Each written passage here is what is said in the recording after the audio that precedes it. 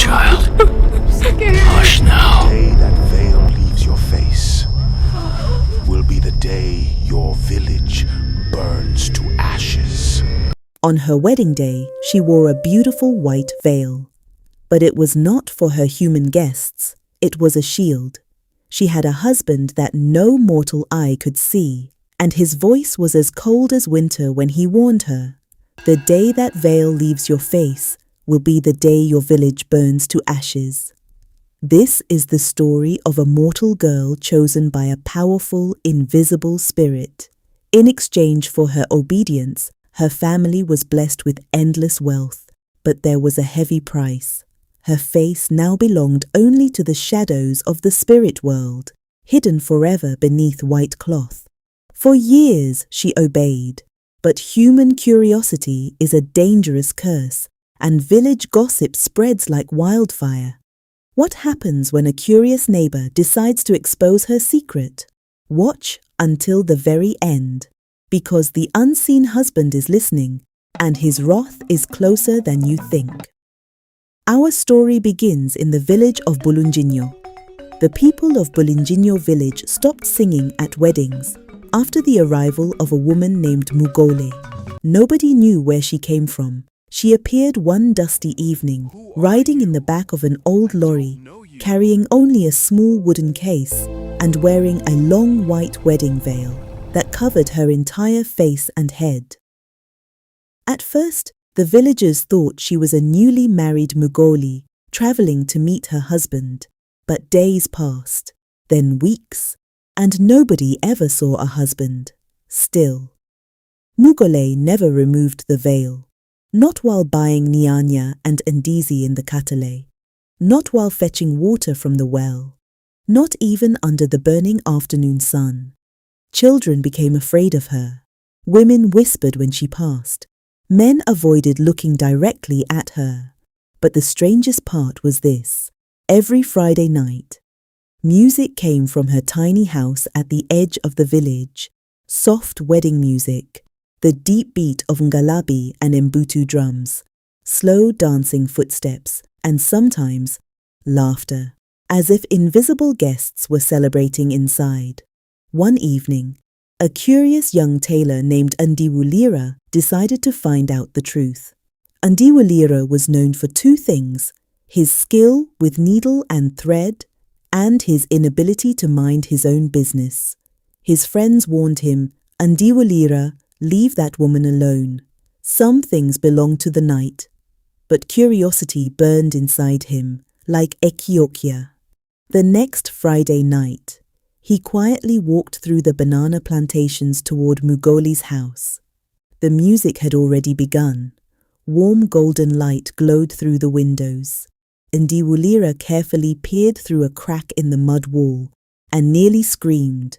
Mugole was dancing, but not alone. A tall man in a black suit danced with her slowly across the room. The problem was, the man had no reflection in the old mirror hanging on the wall. Ndiwulira stumbled backward. The floor creaked. The music stopped instantly. Silence swallowed the night. Then the door slowly opened. Mugole stood there motionless beneath the veil.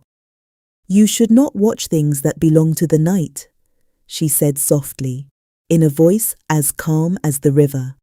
Ndiwulira ran all the way back to the village. The next morning, he told everyone what he had seen. Nobody believed him, until fresh footprints appeared around Mugole's house. One pair belonged to her, the other belonged to a man, barefoot and impossibly large. Fear spread through Bulinjinyo like wildfire in the dry season. The elders gathered beneath the old muti omukade to discuss her. She brought something with her. One elder whispered, another nodded. No normal Mugole hides her face forever. But the oldest elder remained silent for a long time before finally speaking. "I have seen this before," he said slowly.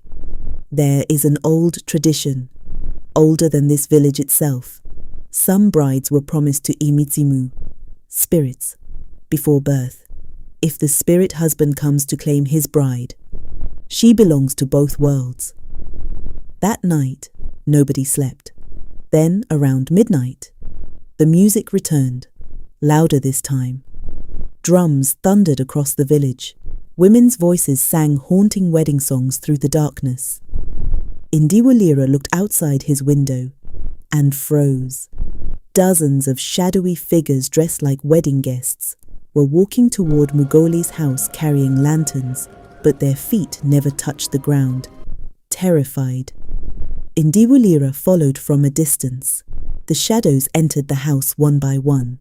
Then the singing stopped. Suddenly, Mugole screamed. It was not a normal scream. It sounded heartbroken, painful, human. Without thinking, Ndiwulira rushed to the door and burst inside. The room was freezing cold. Shadow guests surrounded Mugole in a circle. Beside her stood the tall man in black. Up close, his face looked wrong, his eyes completely silver. Mugole turned toward Ndiwulira desperately. "Ndiwulira, don't let him take me!" The spirit smiled slowly. She was promised long ago. Ndiwulira grabbed Mugole's hand. For the first time, her veil slipped slightly. He saw real tears running down her face. Not a monster, not a spirit, just a frightened woman trapped by an ancient promise. The spirit's voice deepened. "Leave now, boy!" But Ndiwulira refused. Outside, the wind roared violently. The lanterns exploded one by one. Then something unexpected happened. Mugole ripped off the veil herself. The entire room shook. The shadow guests screamed and vanished into smoke. The spirit staggered backward, as if burned by fire. For years, Mugole had hidden because she believed removing the veil would destroy her. But instead, it broke the spirit's power. The man in black let out an angry roar before dissolving into darkness. Silence filled the house, then warmth slowly returned. Mugole collapsed to her knees crying. "The veil was never protecting me," she whispered. "It was only my fear that gave him strength."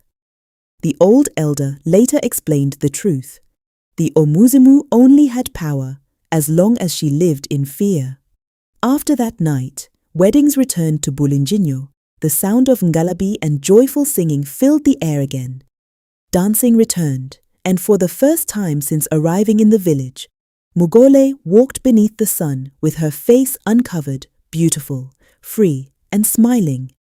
And so, the people of Bulinjinyo finally understood something important. Fear only rules those who continue to obey it. For years, Mugole believed the veil was protecting her, when in truth, it was the very thing keeping her prisoner. Sometimes in life, the chains that bind us are not made of iron, but of fear, silence, and the lies we have accepted for too long.